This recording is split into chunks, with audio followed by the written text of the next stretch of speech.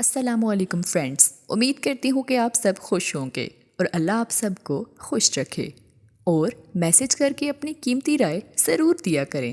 چلیے جی شروع کرتے ہیں آج کا نیکسٹ ایپیسوڈ۔ قسط نمبر 3۔ چھوڑو چھوڑو مجھے، چھوڑو پلیز چھوڑو مجھے۔ وہ نیند میں چلا رہی تھی، رو رہی تھی، اس کا پورا بدن کانپ رہا تھا۔ سیما سیما اٹھو، کیا ہوا ہے؟ سیما ہما جو اس کے برابر میں سوئی ہوئی تھی اسے اس حالت میں دیکھ کر پریشان ہو گئی۔ اس نے فوراً لائٹ چلائی اور سائڈ بیڈ پر رکھا، پانی گلاس میں ڈالا اور اس کے پاس لائی۔ سیما اٹھو، شاباش، اٹھو پانی پی لو، دیکھو کوئی برا خواب ہوگا، اٹھ جاؤ سیما۔ ہما نے اس کا ہاتھ پکڑ کر ہلایا اور اسے اٹھانے لگی۔ کچھ دیر میں سیما نے مندی مندی سی آنکھیں کھولی اور ہما کو دیکھنے لگی۔ اس کی آنکھیں رونے سے لال ہو چکی تھی۔ ہما کا دل کانپ اٹھا۔ اس کی ایسی حالت دیکھ کر ہما نے اسے پانی پلایا اور پھر وہی اس کے سرہانے بیٹھ کر پرانی آیات پڑھنے لگی۔ کچھ وقت لگا تھا مگر سیما دوبارہ نیند میں چلی گئی تھی۔ ایسا پہلی بار نہیں ہوا تھا۔ سیما کو پہلے کچھ مہینوں سے ہی یہی خواب آ رہے تھے۔ کوئی تھا جو اس کے پیچھے تھا، اس کے وجود پر قابض ہو رہا تھا۔ مگر ہر صبح اٹھ کر سیما کو یاد رہتی تو صرف 2 کالی آنکھیں جو اس کے پیچھے تھی۔ ہما نے دوبارہ سیما کو دیکھا جو پرسکون سے نیند کی وادیوں میں گم تھی۔ اے میرے اللہ، ہم سب کو اپنے حفظ و امان میں رکھنا اور ہم سب کو بچانا ہر برائی سے، ہر شر سے اور ہر مصیبت سے۔ پیار سے سیما کے بالوں میں ہاتھ پھیرتے ہما نے دعا کی۔ مومنہ بہت زیادہ خاموش ہو گیا تھا۔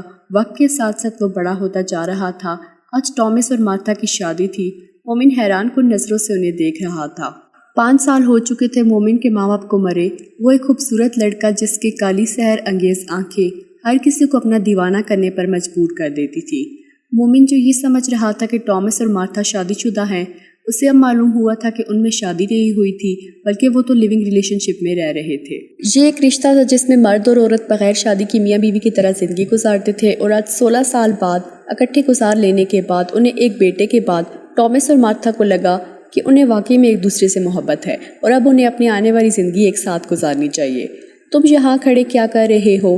البرٹو نے پاس آ کر پوچھا، جو ہاتھ میں جوس کا گلاس لیے بے نیاز سا ارد گرد دیکھ رہا تھا۔ عجیب ہے سب، مومن نے ارد گرد نظریں دوڑاتے جواب دیا۔ کیا عجیب ہے؟ البرٹو نے حیرانگی سے سوال کیا۔ تمہارے ماں باپ کی شادی تو کیا؟ البرٹو نے کندھے اچکائے۔ مومن کی بات پر البرٹو نے ادھر ادھر نظریں گھما کر دیکھا کہ کہیں کسی نے اس کی بات تو نہیں سن لی۔ البرٹو کا خاندان اسپین کے ایک گاؤں سے تھا جہاں کے لوگ پڑھائی کی طرف زیادہ توجہ نہیں دیتے تھے۔ جہاں کی عوام کاشتکاروں پر مشتمل تھی، اسی لیے وہ لوگ انگلش زبان سیکھنے پر زیادہ وقت نہ خرچ کرتے تھے۔ اور تو اور جہاں کی عوام خاص محب الوطن لوگوں پر مشتمل تھی جنہیں اپنی زبان سے جان جانے کی حد تک محبت تھی۔ مگر البرٹو کی سوچ ان سب سے الگ تھی۔ وہ ترقی کرنا چاہتا تھا اور شہر میں بسنا چاہتا تھا۔ اسے پیسے سے مطلب تھا، وہ ڈھیر سارا پیسہ جمع کرنا چاہتا تھا۔ مومن کے ماں باپ پاکستان سے جہاں اسپین میں شفٹ ہو گئے تھے، مگر اس گاؤں میں رہنے کے باوجود بھی انہوں نے مومن کی تعلیم پر کافی محنت کی تھی، اور یہ مومن کی ہی استادی کا نتیجہ تھا کہ آج البرٹو بھی آج اچھی خاصی انگلش بول اور سمجھ سکتا تھا، مگر اب مومن اردو بھولنے لگا تھا۔ چھوڑو اس بات کو، مجھے تم سے ضروری بات کرنی ہے۔ البرٹو ادھر ادھر نظریں دوڑائے پوچھنے لگا۔ بولو، مومن نے اجازت دے دی۔ تم اینا کو جانتے ہو؟ البرٹو نے سوال کیا۔ اینا؟ مومن نے حیران کن نظروں سے پوچھا۔ اس کے بارے میں کیا؟ مومن نے سوال کیا۔ وہ تمہیں پسند کرتی ہے، وہ دیکھو وہ رہی۔ البرٹو نے اس کا دھیان اس لڑکی کی طرف کروایا۔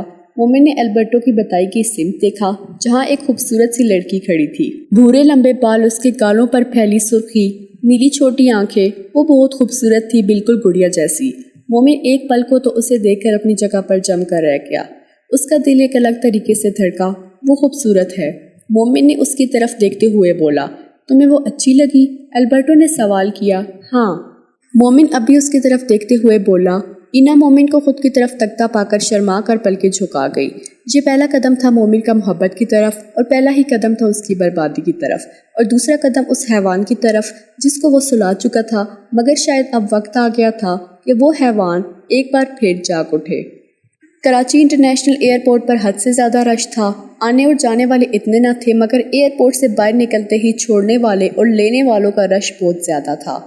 بیٹا سب چیک کر لیا تم نے؟ سارا سامان ہے نا تمہارے پاس؟ 40-45 سال کی ایک عورت نے دوبارہ اپنے بیٹے سے پوچھا، جو کانوں میں ہینڈز فری لگائے ارد گرد سے بے نیاز اس دنیا میں مگن تھا۔ بس آنکھوں میں امریکہ جانے کا خواب تھا۔ او کم آن موم، میں چیک کر چکا ہوں۔ सब सामान मेरे पास है, स्टॉप इरिटेटिंग मी। वो जी भर कर बदमज़ा हो गया। बेटा देखिए मॉम, मेरी फ़्लाइट की अनाउंसमेंट हो गई है, मुझे अब जाना है, ओके बाय। पुरजोश सा बोलता वो अपनी माँ के गाल चूमता वहाँ से चला गया। Sir your passport and visa. अपने डॉक्यूमेंट चेक करवा कर वो अंदर जाने ही वाला था कि एक ऑफिसर ने उसे रोक लिया। सर, इनके सामान से एक डेड बॉडी मिली है। एक और वर्कर जो सामान की तलाशी ले रहा था अचानक बोला, जिस पर उस लड़के को जाने से रोक दिया गया। अब वो इंटेरोगेशन रूम में था। I don't know anything sir, वो लड़का बेबसी के आलम में बोला। मैं बेकसूर हूँ, उसने सफाई पेश की। बेटा तुम कितने बेकसूर हो ये तो अब मेडिकल रिपोर्ट्स आने के बाद ही पता चलेगा। कहते ही वो ऑफिसर रूम से बाहर चला गया। सर अब क्या करना है, उसके मातहत ने उससे पूछा। क्या मतलब क्या करना है? इस लड़के का पासपोर्ट और वीज़ा टर्मिनेट कर दो। ये केस हमारा नहीं बल्कि आर्मी के अंडर आएगा। ऑफिसर ने उसे हुक्म सुनाया। Sir army? मातहत फ़ौरन पूछने लगा। हाँ आर्मी। आजकल दोबारा से ड्रग्स की स्मगलिंग शुरू हो गई है और हमें इस डेड बॉडी के साथ ड्रग्स भी मिली हैं। पुलिस को केस नहीं देख सकते, फ़ायदा नहीं है, इसीलिए अब ये केस आर्मी के पास जाएगा। आपी कहाँ हैं आप? सीमा पूरा घर सर पर उठाए हुए बोली। क्या हुआ? हुमा जो मशीन लगाए हुए बोली थी। उफ आपी आप यहाँ हैं, मैं तो आपको कब से ढूंढ रही थी। आपको? सीमा चंचलाई। अच्छा क्यों ढूंढ रही थी? हुमा ने सवाल किया। आपी अभी अभी मेरे दिमाग में अपने नए नावल के लिए इतने मज़े की कहानी आई है ना। सीमा उछलते हुए बोली। सच में सीमा, फिर से तुम्हारे दिमाग में फजूल नावल आ गए होंगे। हुमा जी भरकर बदमज़े हो गई। आप ही मेरे नॉवेल्स को बुरा मत कहा करें, मेरे लिए नॉवेल्स बिल्कुल वैसे ही हैं जैसे आपके लिए चाय। सीमा नॉवेल्स लिखने और पढ़ने की हद दर्जे तक दीवानी थी। ये बात अलग थी कि लिखने बैठती तो हीरो और विलन दोनों को या तो इतना अच्छा बना देती कि दोनों से मोहब्बत हो जाए हीरोइन को, या फिर इतने बुरे कि हीरोइन बेचारी के पास खुदकुशी के अलावा कोई दूसरा रास्ता ना रहता। अच्छा भाई सुनाओ, क्या स्टोरी है तुम्हारी? हुमा ने कपड़े नचोड़ते हुए पूछा। आप ही मैं ना एक आदमखोर पर कहानी लिखूंगी। सीमा इश्तियाक से बोली। ला हौला सीमा, ख़राब है तुम्हारा दिमाग क्या? हुमा का दिल दहल गया उसका आइडिया सुनकर। उफ आप ही इतनी अलग कहानी होगी, एक आदमखोर जो इंसानी खून और गोश्त खाता हो। सीमा कितना गलत टॉपिक लिया है तुमने। भाई कोई अदब पर लिखो ताकि लोग उससे कुछ सीख भी सके। हुमा ने उसे समझाना चाहा। अरे बस कर दें आप ही, आजकल की दुनिया में हर इंसान को सब कुछ पता है और लोग ऐसी अदब व आदाब वाली किताबें भी नहीं पढ़ते। सीमा ने फिर से मुंह बना लिया। वैसे आप ही एक बात पूछूं? सीमा ने सवाल किया। आप ही इंसानी गोश्त क्यों हराम है? सीमा ने सवाल किया और वो मुस्कुरा दी। क्योंकि इंसान का गोश्त तमाम जानवरों के गोश्त में सबसे ज़्यादा लजीज होता है, इसीलिए अल्लाह ने इसे हराम करार दिया है। अगर इंसानी गोश्त हलाल होता तो लोग एक दूसरे को मारकर अपना पेट भरते। हुमा के जवाब पर सीमा सुन होकर रह गई। आप ही क्या हम भी? सीमा ने सवाल किया। हाँ हम भी, आखिर को हम भी तो इंसान हैं। उसके गाल पर चुटकी काट कर हुमा बोली। यख शुक्र है अल्लाह मियाँ, इंसानी गोश्त आपने हराम करार दिया। सीमा झंझलाते हुए बोली। मगर आप ही जो लोग इंसान का गोश्त खाते हैं वो लोग। सीमा ने बात अधूरी छोड़ दी।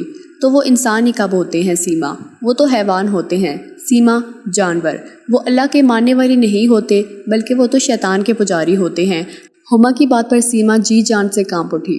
बिल्कुल आप ही, मैं तो लिखूंगी इतने मज़े की कहानी। हाय अल्लाह, मैं तो आज से ही लिखना शुरू करती हूँ। और सीमा मोहतरमा ये जा वो जा, उसका कुछ नहीं हो सकता। आदमखोर पर लिखना और ये मोहतरमा अस्तगफिरुल्लाह। हुमा नफ़ी में सर हिलाते हुए दोबारा कपड़े नचोड़ने लगी। बंद कमरे में रॉकिंग चेयर पर बैठा वो गहरी सोच में मशगूल था। गर्म कॉफ़ी का कप होठों को साथ लगाए उसकी पुरसोच नज़रें दूर आफाक में न जाने क्या ढूंढ रही थी। आह इना, काश कि तुम ऐसी ना होती, वो तकलीफ से बोला। कितने खुश थे हम साथ, मगर तुमने सब कुछ ख़त्म कर दिया। कॉफ़ी ख़त्म की उसने अपनी गाड़ी की चाबियां उठाई और थोड़ी देर के लिए बाहर निकल गया। कराची की सड़कों पर वो यूं ही यहाँ से वहाँ गाड़ी चलाने में मसरूफ़ था जब उसकी नज़रें फुटपाथ पर बैठे मलजगे से होलिया में मौजूद एक बच्चे पर पड़ी। उस बच्चे के कपड़े फटे हुए थे जबकि पैरों में चप्पल भी न थी। मोमिन ने इर्द गिर्द देखा जहाँ हर कोई इस बच्चे से बेनियाज अपनी दुनिया में मगन था। मेरे साथ चलोगे? गाड़ी से निकलते ही मोमिन उसकी तरफ गया और अब उसके सामने बैठे पूछने लगा। वो बच्चा डर चुका था। उसने अपनी खौफसदा आंखों से मोमिन को देखा। भूख लगी है तुम्हें? मोमिन ने फिर से पूछा। हाँ, बच्चे ने जल्दी से इस बात में सर हिला दिया। कुछ सोचते मोमिन सामने वाली दुकान पर गया और खाने पीने का कुछ सामान लाकर उस बच्चे को दे दिया। वो बच्चा खाना मिलते ही उस पर टूट पड़ा। मोमिन को वो दिन याद आ गया जब वो भी यूं ही भूखा था। क्या तुम चलोगे मेरे साथ मेरे घर? मोमिन ने दोबारा सवाल किया। 6 साल का वो मासूम बच्चा उसे फरिश्ता समझ बैठा اور فوراً اس کی ہاں میں ہاں ملا دی۔ مومن نے اس کا ہاتھ پکڑا اور اسے گاڑی میں لا کر بٹھا دیا۔ تم اینجل ہو؟ بچے نے پوچھا۔ نہیں، میں تو ڈیول ہوں، سپاٹ لہجے میں جواب دیتے اس نے گاڑی سٹارٹ کی اور گھر کی طرف چل دیا۔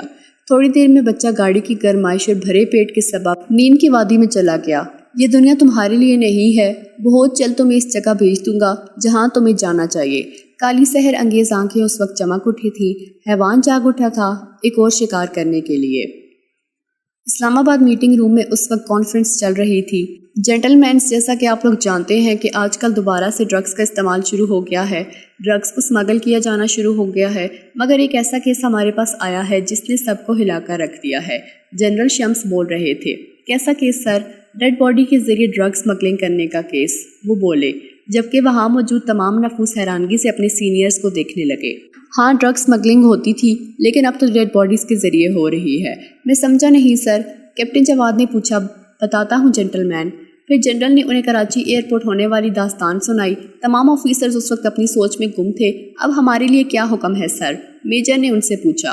میجر شہیر، میجر نہاد، کیپٹن جواد اور کیپٹن زین، آپ چاروں کا تبادلہ کراچی ہو رہا ہے، یہ تو آپ سب جانتے ہیں، مگر اب ساتھ ہی یہ کیس آپ چاروں کے سپرد کر دیا گیا ہے۔ میجر شہیر، آپ اس کیس کو لیڈ کریں گے؟ Any objection? جنرل نے پوچھا۔ نو سر، وہ چاروں یک زبان بولے۔ گڈ، میٹنگ از اوور کہتے ہی جنرل اپنی نشست سے کھڑے ہوئے تو وہاں موجود آفیسرز کھڑے ہو گئے اور جنرل کے جانے کے بعد وہ نکلنے لگے۔ کیا سوچا جا رہا ہے کیپٹن؟ جواد کو سوچتا پا کر نہاد نے پوچھا۔ یہی کہ کیا یہ کیس واقعی ڈرگز کا ہے؟ جواد نے بتایا۔ مطلب؟ کیپٹن زین نے سوال کیا۔ مطلب آسان ہے کیپٹن زین، ایئرپورٹ پر ایک ڈیڈ باڈی کا ملنا اور پھر اس کے ساتھ موجود ڈرگز، اور وہ بھی ایک سویلین کے بیگ سے، صاف معلوم ہو رہا ہے کہ اصل معاملہ کچھ اور ہے۔ میجر شہیر کی بولنے پر ان سب نے ان کی طرف دیکھا۔ کیپٹن زین، یس سر، مجھے اس کیس کی فائل چاہیے۔ میجر شہیر نے آرڈر کیا۔ Okay sir. کیپٹن جواد، یس سر، آپ مجھے انفارم کریں کہ وہ سویلین جس کے بیگ سے باڈی ملی تھی اسے اس وقت کہاں رکھا گیا ہے۔ Okay sir. جواد سلیوٹ کرتا باہر نکل گیا۔ تمہارے دماغ میں کیا چل رہا ہے شہیر؟ نہاد نے سوال کیا۔ کچھ نہیں اور بہت کچھ بھی، شہیر نے جواب دیا۔ اللہ ہمیں اپنے حفظ و امان میں رکھے، آخر کو تم کیس لیڈ کر رہے ہو۔ نہاد دونوں ہاتھ اٹھائے دعا کرتے ہوئے بولا۔ شہیر کے ہونٹوں پر ایک مسکان آ گئی۔ جہاں کھڑے کیا کر رہے ہو؟ ہمیں تو کراچی جانا ہے، ٹرانسپورٹ کا بندوبست کرو۔ شہیر کے کہنے پر نہاد نے اسے یوں دیکھا جیسے اس نے نہ جانے کیا بول دیا ہو۔ کیا مطلب؟ ہم بائی ایئر جائیں گے نا؟ نہاد نے پوچھا۔ نہیں، ہم تو بائی روڈ جائیں گے۔ شہیر کی بات پر نہاد اسے ٹکر ٹکر دیکھنے لگا۔ By road? نہاد نے کنفرم کرنا چاہا۔ ہاں، بائی روڈ، شہیر نے جواب دیا۔ نہیں، تم مذاق کر رہے ہو نا؟ نہاد نے پوچھا۔ بالکل بھی نہیں، شہیر نے نفی میں سر ہلا دیا۔ شہیر، ہمیں لاہور نہیں جانا جو تم بائی روڈ بول رہے ہو، کراچی جانا ہے۔ نہاد نے اسے بتایا۔ مجھے پتا ہے۔ شہیر مزے سے کندھے اچکائے بولا۔ تم مر جاؤ چبل انسان۔ نہاد درد بھرے لہجے میں بولا۔ سنو، جواد ہمارے ساتھ نہیں جائے گا، اس کی شادی ہے، وہ بعد میں آئے گا۔ شہیر بولا تو اس کی آنکھوں میں موجود درد نہاد کو افسوس میں مبتلا کر گیا۔ شہیر، چھوڑ دو اسے، نہاد نے سمجھایا۔ چھوڑ ہی تو دیا ہے، ایک درد تھا جو اس کے لہجے میں تھا۔ میں آیا۔ نہاد کمرے سے باہر نکل گیا۔ پیچھے کھڑے شہیر نے درد سے آنکھیں موند لیں۔